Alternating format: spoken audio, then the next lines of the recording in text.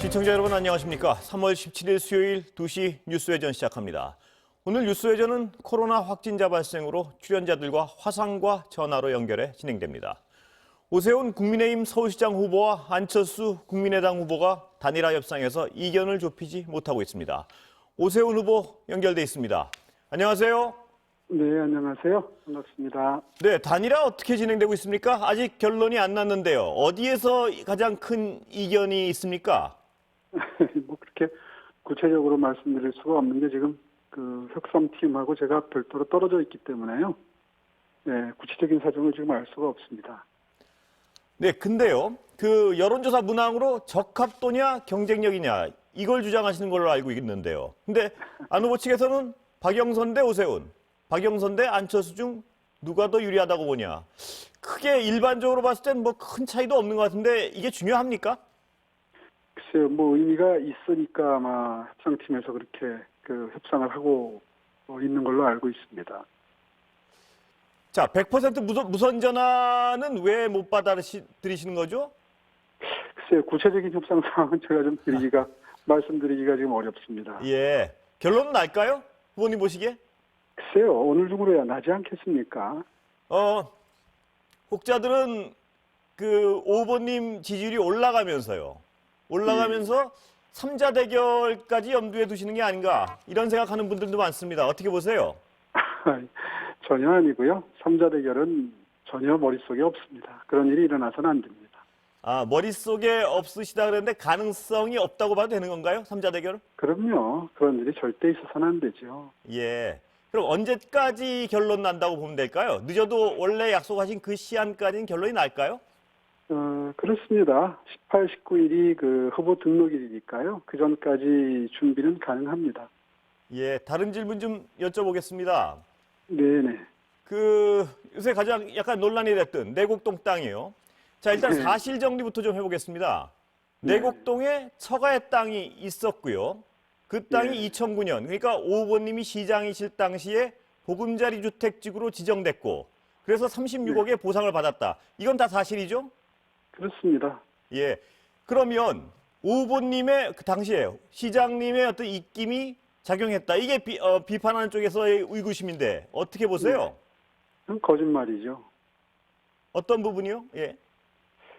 제가 시장 되기 전부터 그 노무현 정부 국토부하고 서울시하고 그다음에 SH공사가 그 지역을 지정 절차를 시작을 했습니다. 이미. 결론이 안 났다는 게 이제 이번에 밝혀진 거고요. 그때 이미 지구 지정 예정 지구로 지정이 돼서 논의가 시작된 단계에서 제가 시장이 됐습니다. 시장님이 그래도 계실 때, 그 시장으로 당시 계실 때 지정이 됐기 때문에 그렇죠. 이제 그 절차가 몇 년 걸리니까요. 예. 네, 그런데 그 문제의 땅이 그 국민 임대주택 예정지구로 지정이 돼서 논의가 시작된 건 제 시장되기 훨씬 전의 일입니다.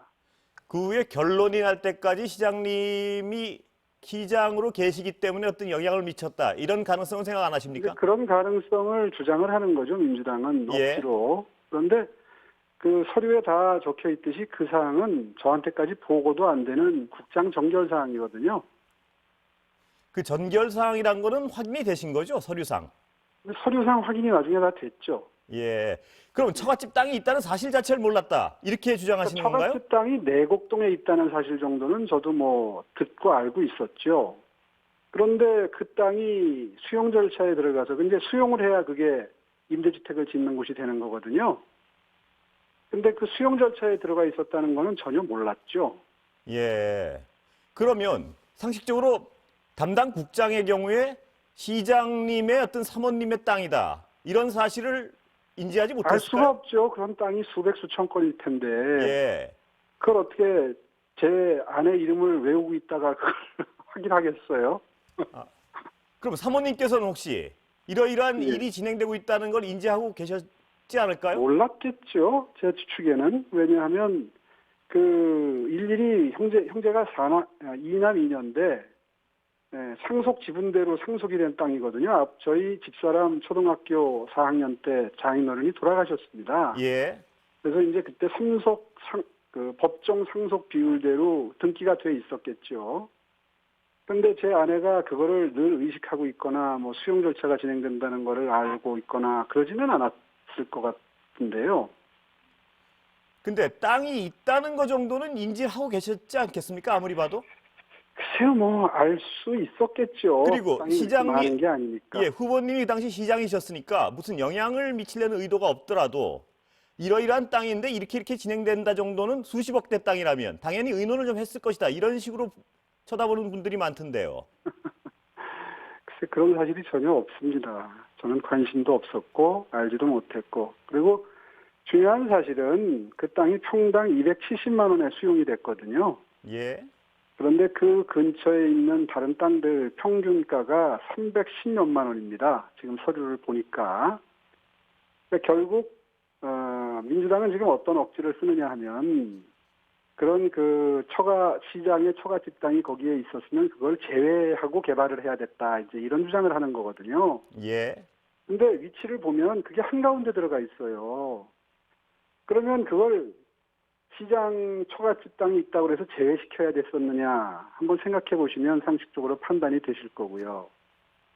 그다음에 그 위치가 가장자리에 있어서 만약에 뺐다 그러면 땅의 가치가 훨씬 올라가서 나중에 평당 수천만 원짜리 땅이 됩니다. 그러니까 사리를 그렇게 따져보면 민주당의 주장이 얼마나 악의적인지 아실 수 있죠.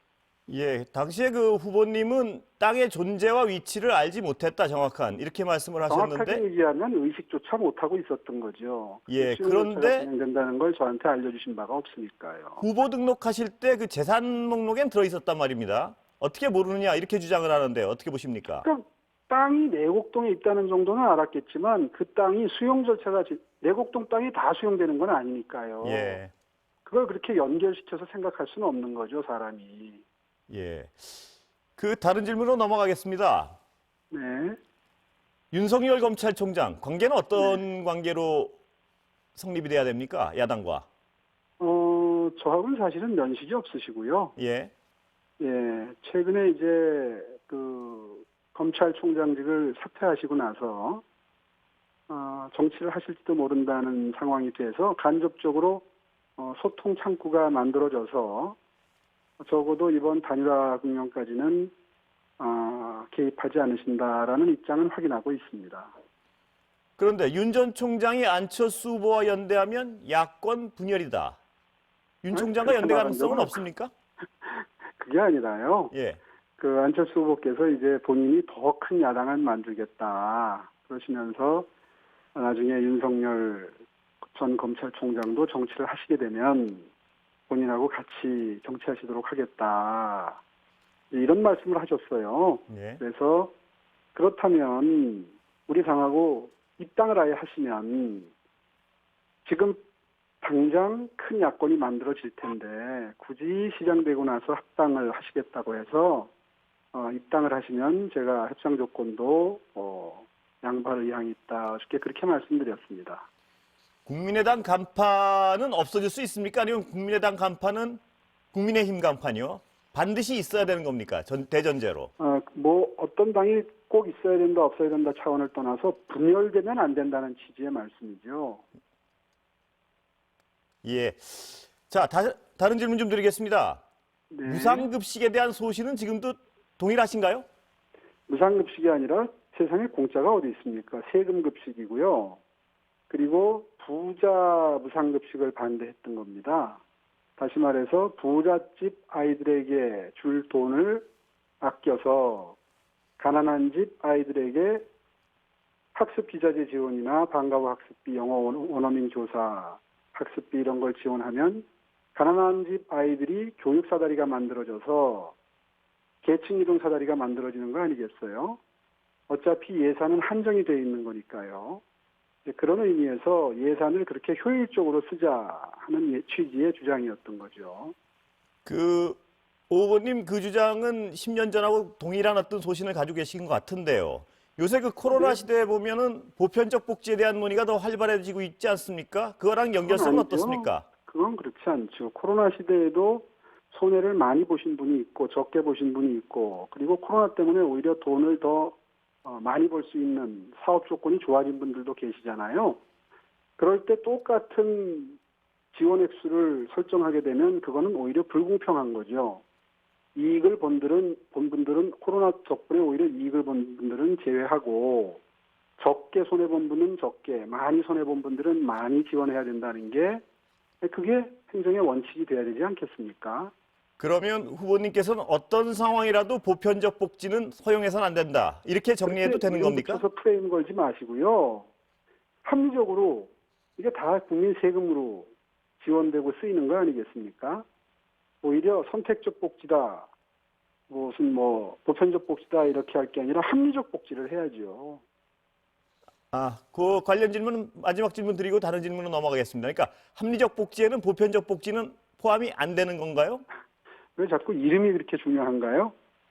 많이 손해본 분한테는 많이, 조금 손해본 분한테는 조금 드리는 게 옳고, 세금으로 드리는 복지도 필요한 분한테 많이, 그리고 어렵고 가난한 분들일수록 복지 혜택을 많이 주자는 게 제 주장입니다. 예.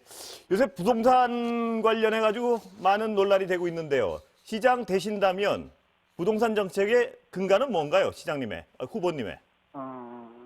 가장 빠른 속도로 부동산, 특히 이제 신규 주택을 공급해야 된다 하는 게 제 입장입니다.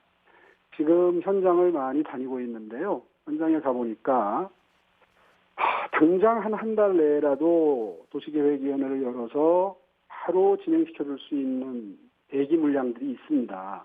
그런데 근처에 부동산 가격을 자극할 수 있는 염려가 있다는 이유로 정말 절박한 재건축 요구를 시에서 억누르고 있는 단지들이 꽤 많습니다. 그런 물량이 한 8만 가구 가까이 됩니다. 그런데 그런 곳에 가보면 정말 곧 큰일이 날 것 같은 그런 상황이에요. 이 안전 상태가.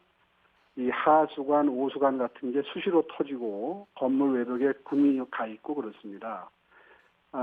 부동산 가격 주변에 자극하는 게 겁나서 몇 년째 그렇게 눌러놓다 보니까 이게 지금 폭발을 일으켜서 부동산 가격이 급등한 거거든요. 그런 것부터 빨리 사업이 진행될 수 있도록 하겠다는 게 제 보관입니다.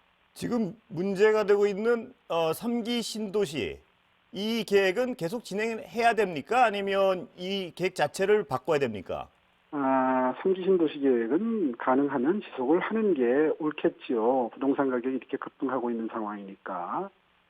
그런데 이제 3기 신도시 중단을 찬성하시는 분들이 많아진 건 그 LH공사 땅 투기 사건에 대한 분노 때문이신 것 같은데요. 사실 효율적인 수사가 이루어지려면 검경 합동수사본부가 빨리 발족이 돼서 제대로 된 수사가 이루어져야 하는데 그게 안 되고 지금 무슨 국토부 위주로 조사한다고 하면서 한 일주일 시간을 허비했고 그 와중에 나온 결과가 아주 극소수의 투기 혐의자들만 적발해 내다 보니까 국민적 분노가 폭발해서 그런 의견, 다시 말해서 신도시 계획 자체를 취소하라는 그런 의견까지 나오고 있는 걸로 저는 판단하고 있습니다. 다른 질문 마지막으로 거의 시간은 다 돼가는데요. 예. 안철수 후보 평가 한번 해주시죠. 어떤 정치인인가요?